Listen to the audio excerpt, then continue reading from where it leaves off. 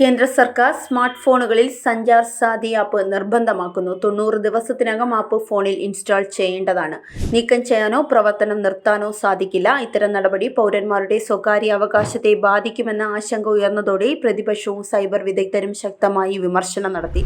Telecom മന്ത്രി ജ്യോതിരാദിത്യ സിന്ധ്യ ആവശ്യക്കാരുടെ മാത്രം ഉപയോഗത്തിനായി ആപ്പ് ലഭ്യമാകുമെന്ന് വ്യക്തമാക്കി. എന്നാൽ ആപ്പ് നിർബന്ധമാക്കുന്നത് എന്തിനെന്ന് ചോദിക്കുന്ന ചോദ്യങ്ങൾ ഇപ്പോഴും നിലനിൽക്കുന്നു. ലോകത്തിലെ മറ്റേതൊരു രാജ്യത്തും ഇത്തരമൊരു നിർബന്ധം നിലവിലില്ലെന്നും ചൈനയിൽ പോലുമില്ലാത്ത മാതൃകയാണിതെന്നും ആപ്പിൾ കമ്പനി കേന്ദ്രത്തിനെ അറിയിച്ചു.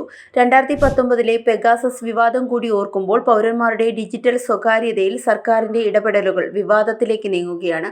ഡിജിറ്റൽ യുഗത്തിൽ പല വ്യക്തിഗത വിവരങ്ങളും പുറത്തു ചോർന്ന സാഹചര്യമാണ് നിലവിലുള്ളത്. സർക്കാരിന്റെ നിർബന്ധിത നടപടി പൗരന്മാരെ അവരുടെ സ്വന്തം ഫോൺ ഉപയോഗത്തിൽ നിന്നും നിയന്ത്രിക്കുന്നതിന്റെ പ്രതീകമായി കാണപ്പെടുന്നു. പൊതുസ്ഥലങ്ങളിലും സോഷ്യൽ മീഡിയയിലും ഇത് വലിയ ചർച്ചയ്ക്ക് വഴിതെളിച്ചിട്ടുണ്ട്. വിദഗ്ധരും രാഷ്ട്രീയ നിരീക്ഷകരും പറയുന്നത് സ്വകാര്യതയും വ്യക്തി സ്വാതന്ത്ര്യവും ഭരണഘടനയുടെ അടിസ്ഥാന വിലകളാണെന്നാണ്.